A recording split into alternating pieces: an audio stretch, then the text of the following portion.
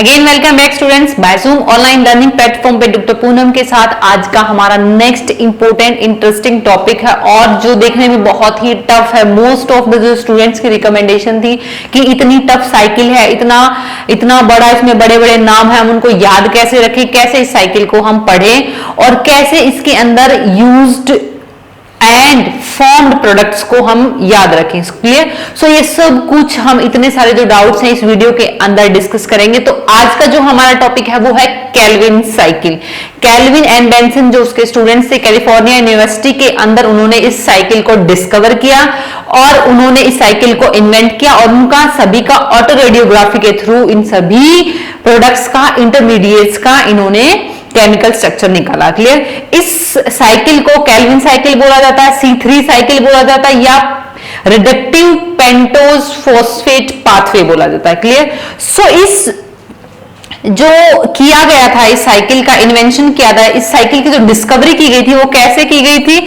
This cycle is discovered in 1955 और scientist kelvin and उसके साथ बेंसन ने इसको डिस्कवर किया। It is discovered by Kelvin and Benson and it is also known as the C3 cycle or it is also known as reductive pentose phosphate pathway. Okay, so क्या है ये और कहां से ये? अब इसमें जो रिडक्टिव पेंटोज फॉस्फेट पाथवे क्या है, क्योंकि इसके जो प्रोडक्ट्स होते हैं वो PPP pathway, pentose phosphate pathway में यूज होते हैं, या हम कह सकते हैं पेंटोज फॉस्फेट पाथवे के कुछ प्रोडक्ट्स यहां यूटिलाइज होते हैं। क्लियर? अब हम आते हैं इसके डिस्कवरी पे। इसको डिस्कवर कैसे किया और किसके ऊपर इसकी डिस्कवरी को ऑपरेट किया गया था? सो सबसे पहले केल्विन साइकिल ने क्लोरेला के ऊपर इसका एक्सपेरिमेंट किया और क्लोरेला के अंदर क्लोरेला को ग्रो करवाया उस फूड के अंदर जिसके अंदर जो कार्बन था वो C14 वाला कार्बन था। इसका मतलब जो C14 कार्बन है वो उन्होंने क्यों डाला? क्योंकि उन्हें पता था जो C14 कार्बन है उसकी जो हाफ लाइफ होती है वो 5, 5, 6, 8 ईयर होती है। तो इस हाफ लाइफ के बेसिस पे वो हर बार उसका डिकेड टाइम पीरियड निकाल रहे थे कि वो कितना कन्वर्ट हो चुका है, उसके हिसाब से जो प्रोडक्ट है और ये C14 वाला कार्बन कहां गया है वो उसको ऑटो रेडियोग्राफी के थ्रू डिटेक्ट कर रहे थे। कैसे कर रहे थे वो? सपोज कीजिए उन्होंने क्या किया होगा, 100 ऐसे पेट्री प्लेट्स ग्रो करवाई होंगी। यस, और उन पेट्री प्लेट के ऊपर उन्होंने ग्रो करवाया क्लोरेला को और उसके अंदर जो फूड मीडियम डाला, उस फूड मीडियम के अंदर फूड जो था, मान लीजिए अगार था उसके अंदर, तो उस अगार के अंदर जो कार्बन था वो कार्बन C14 वाला उन्होंने यूज किया। करेक्ट? फिर उन्होंने उन सभी को सनलाइट दी और उन सभी के ऊपर उन्होंने पर्सन को खड़ा कर दिया। करेक्ट? फिर उन्होंने क्या किया? उन्होंने सनलाइट जैसे ही दी, सनलाइट देने के हर 3 सेकंड बाद वो क्या कर रहे थे? जैसे मान लीजिए ये था हमारा स्टेप 1, ये 2, ये 3, 4, 5 एंड सो ऑन। तो उन्होंने क्या किया? स्टेप 1 को जैसे ही 3 सेकंड हुई इसके अंदर उन्होंने क्या डाल दिया? एल्कोहल डाल दिया। एल्कोहल, आपको पता है एल्कोहल डालते ही जो एंजाइम्स एक्टिविटी होती है वो स्टॉप हो जाती है और एल्कोहल डालते ही जो प्रोडक्ट जो जहां बना है वो वहीं का वहीं रुक जाता है। Due to addition of alcohol क्या होगा? They having the stop of enzymatic activity, stopping enzyme activity. और इससे क्या हुआ? अब एंजाइम एक्टिविटी स्टॉप होने से उन्होंने इस क्लोरेला को, कि क्लोरेला में हमने क्लोरेला को ग्रो कराया था तो लाइट 3 सेकंड डाली तो क्या चेंज हुआ? उसी टाइम एल्कोहल डाल दिया, उस प्रोसेस को रोक दिया। फिर इस क्लोरेला को उन्होंने क्रश किया। क्रश करने के बाद में इसको क्या किया भाई उन्होंने? After crushing the product is separated and then they are doing its auto radiography. उन्होंने इसकी ऑटो रेडियोग्राफी की और ऑटो रेडियोग्राफी पे एक्सरे फिल्म पे उन्होंने जो फॉर्म्ड प्रोडक्ट था, जो बना प्रोडक्ट था, उन्होंने उसका केमिकल स्ट्रक्चर निकाला। ऐसे ही उन्होंने हर 3 सेकंड के बाद, जैसे ये प्रोसेस हुआ, अब नेक्स्ट पर्सन को बोल दिया कि नेक्स्ट 3 सेकंड के बाद में इसको न्यूट्रलाइज कर देना, उसके बाद नेक्स्ट 3 सेकंड के बाद में इसको कर देना। इस तरह उन्होंने सीरीज ऑफ प्रोडक्ट्स को निकाला हर 3 सेकंड के इंटरवल में, और हर इंटरवल के बाद जो प्रोडक्ट स्टॉप किया था उसको क्या करते रहे, साथ साथ फिर उसको क्रश किया, उसको फिर ऑटो रेडियोग्राफी के अंदर उसको सस्पेंड किया। अब हम आते हैं ऐसे ऐसे प्रोसेस के बाद में रिजल्ट पे कि उन्होंने रिजल्ट क्या मिला। उन्होंने क्या देखा कि 3 सेकंड के बाद में एक फर्स्ट टाइम एक स्टेबल प्रोडक्ट बना था, और वो जो स्टेबल प्रोडक्ट था, वो स्टेबल प्रोडक्ट क्या था, it is phosphoglyceric acid. Phosphoglyceric acid, this is also known as PGA. Full form अभी हम डिस्कस करेंगे इसका केमिकल स्ट्रक्चर के अनुसार, ओके। और उन्होंने क्या देखा, जो पीजीए है इसकी स्ट्रक्चर क्या थे, इसका केमिकल स्ट्रक्चर ये था COOH, CHOH, CH2O and P, और P के ऊपर PO3, ओके। तो ये स्ट्रक्चर जो थी, अब इसमें एक बार क्वेश्चन ये आया था नीट के अंदर कि फॉस्फोग्लिसरिक के एसिड के अंदर कार्बन की वो कौन सी पोजीशन पे थी जहां पे रेडियो लेबल्ड या C14 प्रेजेंट था, तो वो कौन सी थी, ये वाली पोजीशन थी फर्स्ट, ये वाला जो कार्बन था एसिडिक कार्बन, उसी कार्बन के अंदर C14 वाला कार्बन प्रेजेंट था। Clear, okay. सो ये जो स्ट्रक्चर थी फॉस्फोग्लिसरिक एसिड की ये थी। अब क्वेश्चन ये था C3 साइकिल में कि C3 साइकिल में मेनली होता क्या है। C3 साइकिल के अंदर जो प्लांट है वो कार्बन डाइऑक्साइड को लेता है, इस कार्बन डाइऑक्साइड को, इसका कार्बन डाइऑक्साइड का प्राइमरी एक्सेप्टर होता है, और इस कार्बन डाइऑक्साइड को मिक्सअप करके पीजीए में बना देता है। करेक्ट।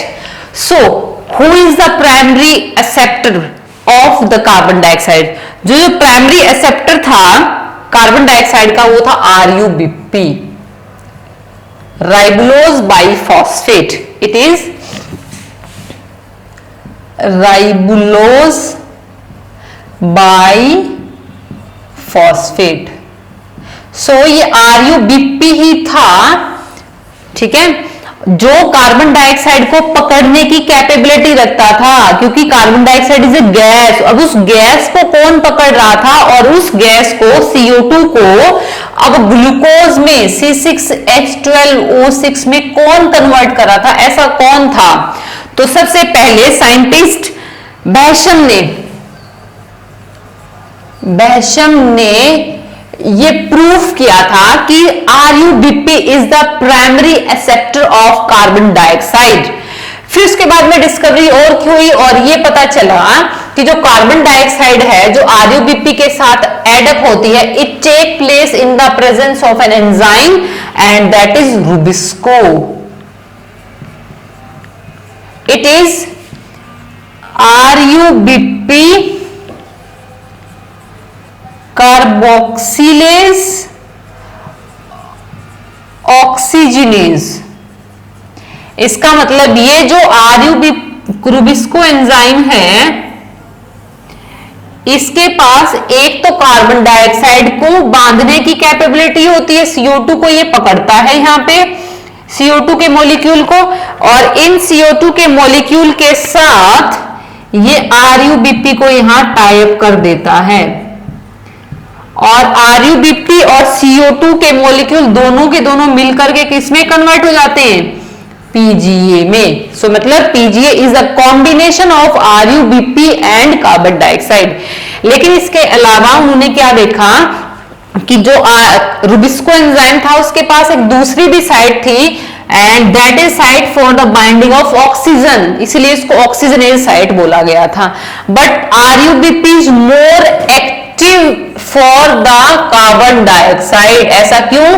क्योंकि नेचर के अंदर it is more and more permeable for the carbon dioxide as compare to the oxygen. लेकिन अगर रुबिस्को के पास कार्बन डाइऑक्साइड कम हो जाए, ऑक्सीजन बढ़ जाए, तो ये ऑक्सीजन को बाइंड करना स्टार्ट कर देता है और प्रोसेस रिवर्स हो जाता है, जिसको हम फोटो रेस्पिरेशन बोलते हैं, जिसके अंदर कार्बन डाइऑक्साइड को बाइंड करके ग्लूकोज में बनाने का प्रोसेस स्टॉप हो जाता है और प्रोसेस उल्टा हो जाता है, ग्लूकोज टूट कर जाती है उसमें और ऑक्सीजन रिमूव हो जाती है, और उसमें कार्बन डाइऑक्साइड रिमूव होती है, सॉरी, ठीक है। अब हम आते हैं हमारी केल्विन साइकिल में कि केल्विन साइकिल में क्या क्या प्रोसेस हैं और प्रोडक्ट कौन कौन से बन रहे हैं। अभी आपने ये तो डिस्कस कर लिया कि स्टार्टिंग में जो CO2 है उसको रिसीव कौन करता है, CO2 को it is RuBp, and RuBp जो है वो कार्बन डाइऑक्साइड के साथ एडअप होकर के किसमें कन्वर्ट होती है, स्टेबल प्रोडक्ट क्या होता है इसका, it is phosphoglyceric acid, it is 3-फॉस्फोग्लिसरिक acid, जो एक 3 कार्बन वाला प्रोडक्ट है। लेकिन इससे पहले भी कोई एक इंटरमीडिएट प्रोडक्ट बनता है, वो भी हम डिस्कस करते हैं सभी, ठीक है। चलिए, तो अभी हम करते हैं पहला RuBp, इट इज राइबुलोज 1,5-बाइफॉस्फेट। इसका मतलब कि 1 और 5th के ऊपर इसके फॉस्फेट है। ऑब्वियसली यहां से ये पता चल गया कि ये कितने कार्बन वाला प्रोडक्ट है, इट इज 5 कार्बन वाला प्रोडक्ट है, ओके। अब आप यहां से देख के चलिए कि ग्लूकोज के अंदर क्या होता है, C6H12O6, और साइकिल में RuBp जितना डालोगे उतना बनना ही बनना है। यहां पे ग्लूकोज में कार्बन कितने हैं, 6, इसका मतलब हमें 6 कार्बन डाइऑक्साइड के मॉलिक्यूल लेने होंगे, तो हम क्या लेंगे, 6 मॉलिक्यूल ऑफ कार्बन डाइऑक्साइड लेंगे ताकि ये एडअप होकर के हमारी ग्लूकोज को बना दे। अब 6 मॉलिक्यूल को फिक्स करने के लिए हमें 6 ही मॉलिक्यूल ऑफ रुबिस्को चाहिए, RuBp चाहिए, और ये जो रिएक्शन है take place in the presence of enzyme rubisco, okay. So अब देखिए यहां मॉलिक्यूल हो गए कार्बन के 6×5=30 प्लस 6 मॉलिक्यूल कार्बन डाइऑक्साइड के, करेक्ट। अब मैंने आपको बता दिया कि फर्स्ट जो स्टेबल मॉलिक्यूल है वो PGA बनेगा, it is phosphoglyceric acid, it is 3-फॉस्फोग्लिसरिक acid, और ये जो मॉलिक्यूल है ये 3 कार्बन वाला मॉलिक्यूल है। तो obviously 36 molecule of carbon dioxide लेके चले थे, 3 कार्बन वाले प्रोडक्ट कितने बन जाएंगे, 12 प्रोडक्ट, 12×3=36, तो ये इक्वल बन गए हैं। लेकिन डियर स्टूडेंट्स, इससे पहले भी एक इंटरमीडिएट प्रोडक्ट बनता है जो अनस्टेबल होता है, जो किसी किसी बुक में यहाँ पे लिखा होता है, इट इज 2-कार्बोक्सी 3-keto-1,5, it is 2-carboxy 3-keto-1,5 biphosphorybutal, 1,5 biphosphorybutal।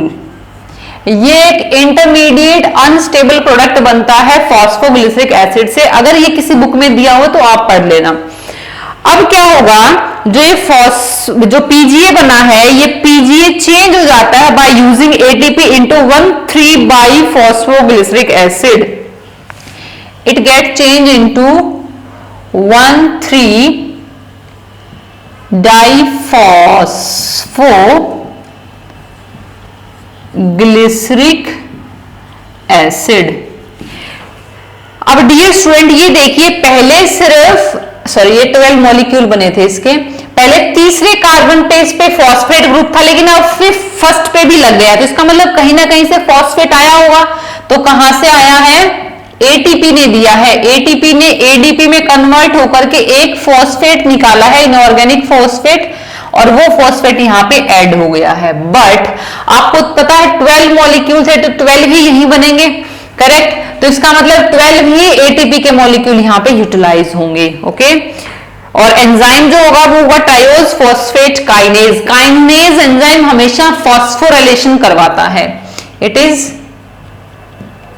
Triose phosphate kinase.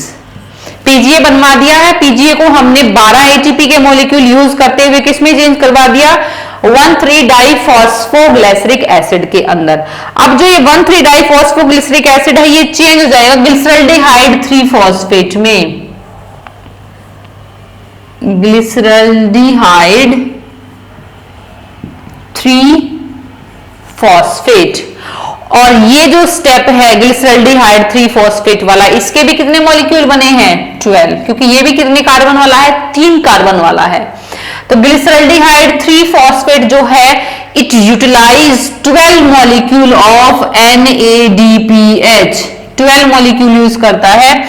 और ये जो NADPH है ये यूज हो जाता है NAD पॉजिटिव। इसके अलावा यहां पे निकल जाता है H3PO पॉजिटिव। ये इसके साइड प्रोडक्ट यूज। आपको ये याद रखना है कि 1,3-डाइफॉस्फोग्लिसरिक एसिड जब ग्लिसरल्डिहाइड 3-फॉस्फेट में कन्वर्ट होता है तो ये NADPH 12 मॉलिक्यूल यूज करता है। करेक्ट। अब आपके पास बन गया है 12 मॉलिक्यूल ग्लिसरल्डिहाइड 3-फॉस्फेट के जो 3 कार्बन वाला है। करेक्ट बेटा। अब जो ये ग्लिसरल्डिहाइड 3-फॉस्फेट है ये चेंज होगा पहले aldolase. It get converted into enzyme presence in the presence of enzyme aldolase it get converted into fructose 1,6-diphosphate. Fructose 1,6-diphosphate and its reaction take place in the presence of aldolase enzyme की presence में reaction होती है। Okay. और यहां पे कितने molecule बनेंगे, ये 3 मॉलिक्यूल। ओके बेटा। और आपको पता फ्रक्टोज कितने कार्बन वाली शुगर है, 6 है ना। सो यहां पे बन गए हैं 6 कार्बन वाले और 3 मॉलिक्यूल इनके बन गए हैं। ओके। अब ये फ्रक्टोज 1,6-बाइफॉस्फेट एंजाइम कन्वर्ट हो जाता है फ्रक्टोज 6-फॉस्फेट में। फ्रक्टोज 6-फॉस्फेट, इसका मतलब एक इसका फॉस्फेट यहां से हट गया है। Additive enzyme phosphatase. और फ्रक्टोज 6-फॉस्फेट फिर आगे कन्वर्ट हो जाता है इसका एक मॉलिक्यूल किसमें, ग्लूकोज में। Very good. हमने ग्लूकोज को बना दिया है, एक मॉलिक्यूल ग्लूकोज का बना है और 2 मॉलिक्यूल इसमें से अब दोबारा यूटिलाइज हो जाएंगे।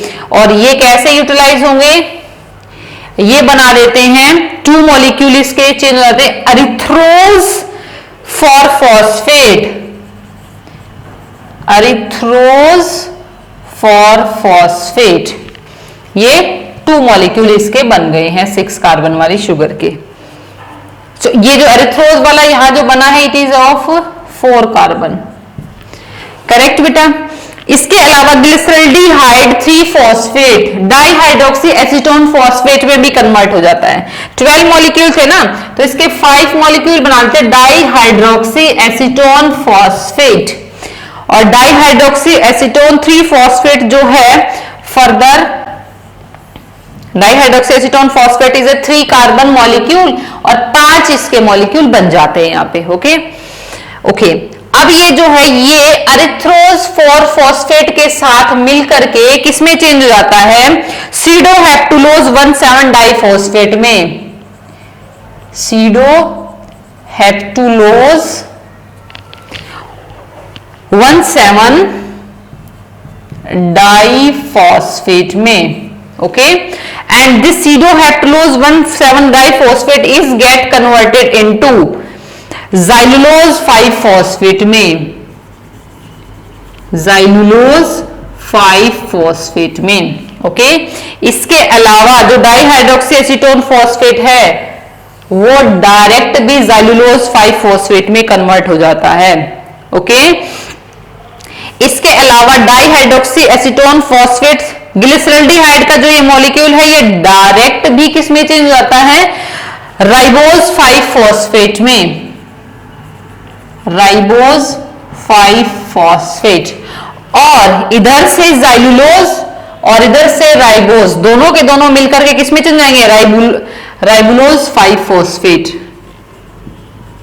Ribulose 5 phosphate. लेकिन हमें क्या बनाना है, 1,5 बाइफॉस्फेट।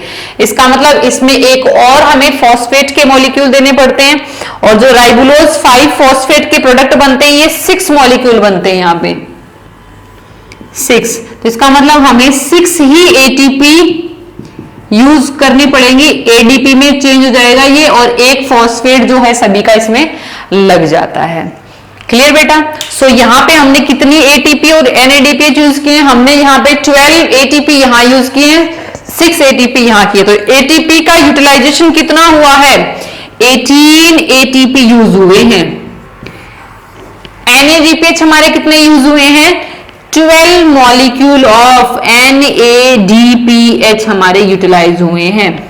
ओके, इसके अलावा और क्या यूज किया हमने किए हैं 6 molecule of carbon dioxide, 6 molecule of RuBP, और इसके प्रोडक्ट में हमने क्या बनाया है, 1 मॉलिक्यूल ऑफ C6H12O6। एटीपी से क्या निकल गया, 18 मॉलिक्यूल ऑफ ADP निकल गए हैं। NADP से क्या निकल गया है, 12 मॉलिक्यूल ऑफ NAD+ निकल गए हैं। करेक्ट, RuBP जितना लिया था उतना का उतना हमने बना दिया है। ओके, सो इसका मतलब 6 मॉलिक्यूल ऑफ RuBP भी निकल गए। ओके बेटा, सो इतनी इजी साइकिल है ये, इसमें कोई भी यहाँ पे कोई टफ पॉइंट नहीं है। अगर इसके अलावा भी कोई और पॉइंट आपको क्लियर नहीं है about the kelvin discovery, about the auto radiography, तो आप मुझे कमेंट सेक्शन में पूछ सकते हैं। तो ये वीडियो आपको कैसी लगी बताइएगा जरूर, लाइक जरूर कीजिएगा। Thank you.